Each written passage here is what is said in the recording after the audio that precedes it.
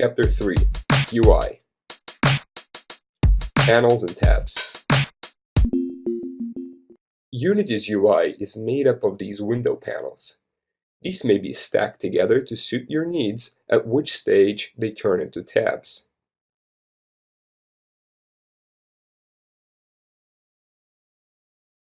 Should you close any of these, they may be reached through the Window File menu.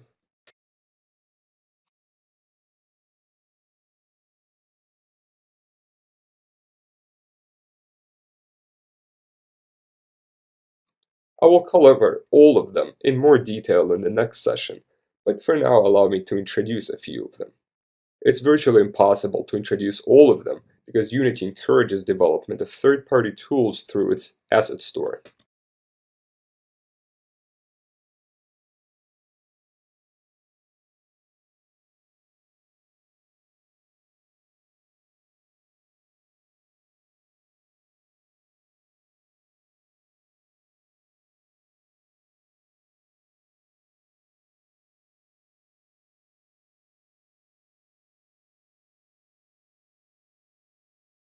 Arranging tabs becomes especially handful if you're using other plugins.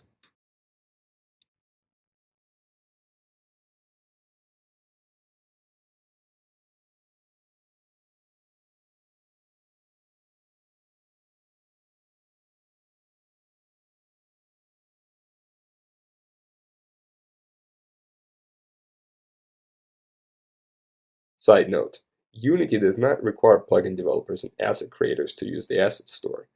Oftentimes the plugin you'll be using won't even be listed on it. You will download it directly from the developer. Hierarchy. Notice that I see the light in my hierarchy, but the material is not present.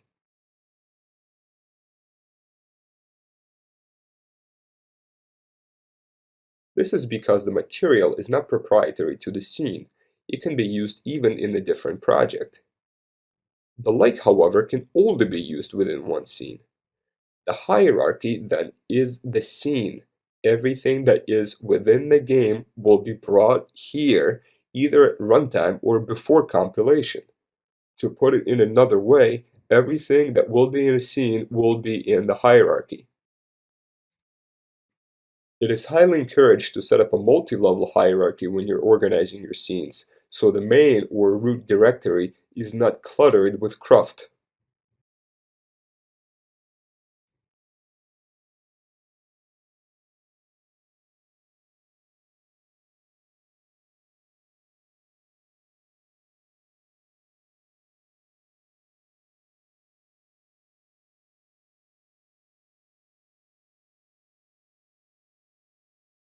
Inspector.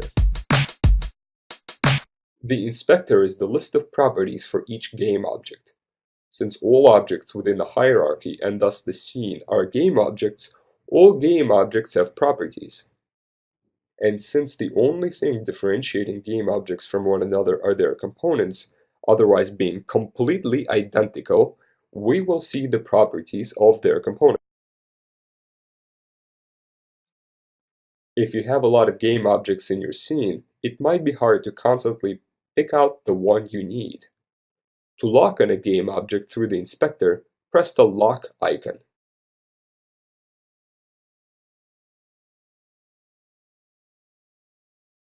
The debug setting will give you even more options to control certain components.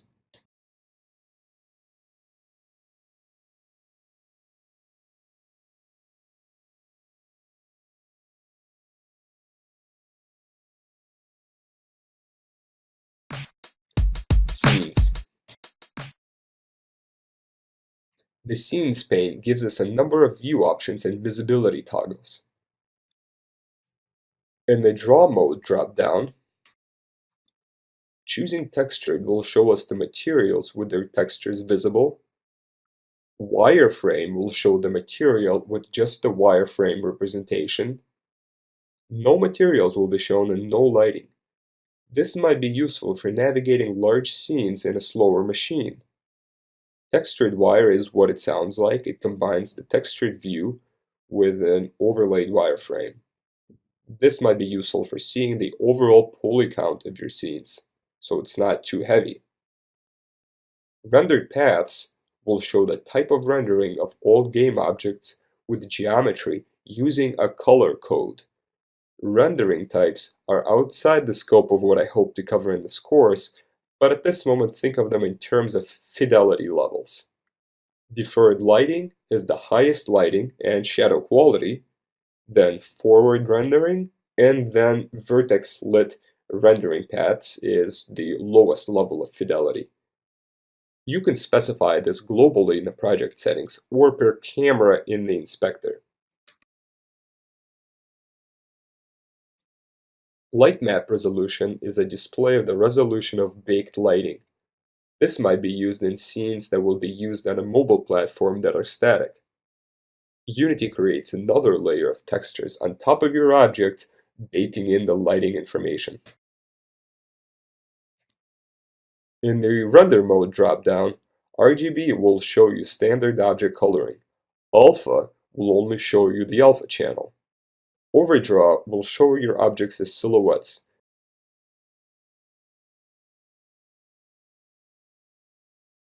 Bitmaps will show you the ideal texture size for your model, ranging from red to blue. What's a bitmap? They are generated versions of your texture with a different size, so the farther away your camera is, the smaller the texture will be.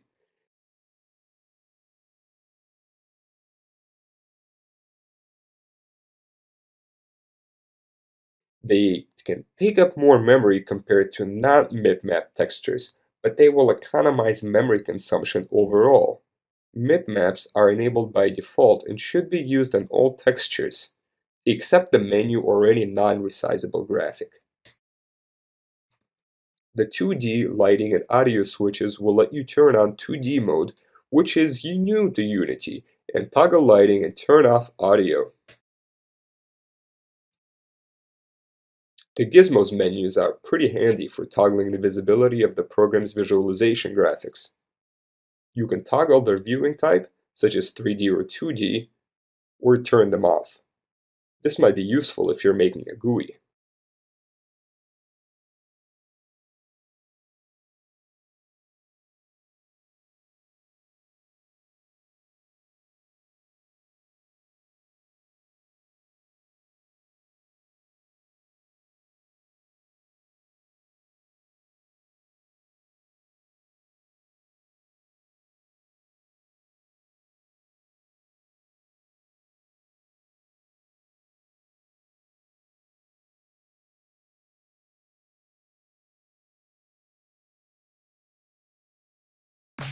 Navigation gizmo. By twisting this cube, you will see your scene from a multitude of views.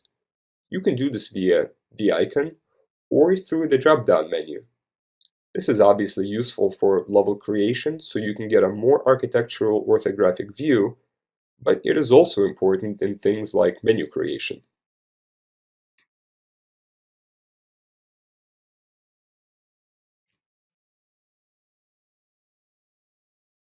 Project Directory. You may access the directory in two ways, either through a file browser, Finder, Windows Explorer, or through Unity. Bringing in assets into your project is best done within Unity, but there are exceptions. The Pane menu in the project panel lets you create new assets in the Create drop-down box, which may also be accessed by right-clicking on an empty part of the panel and choosing Create.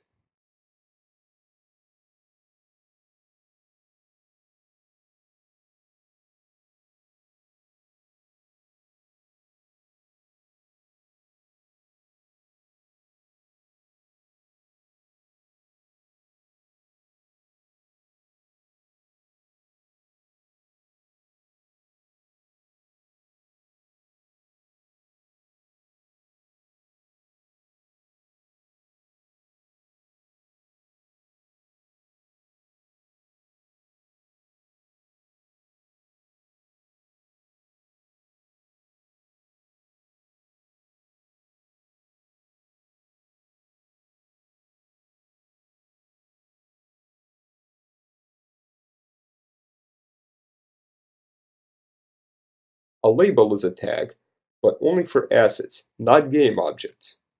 To assign one, pick an asset, click on the blue icon with three dots in the Asset Labels section in the inspector and choose one.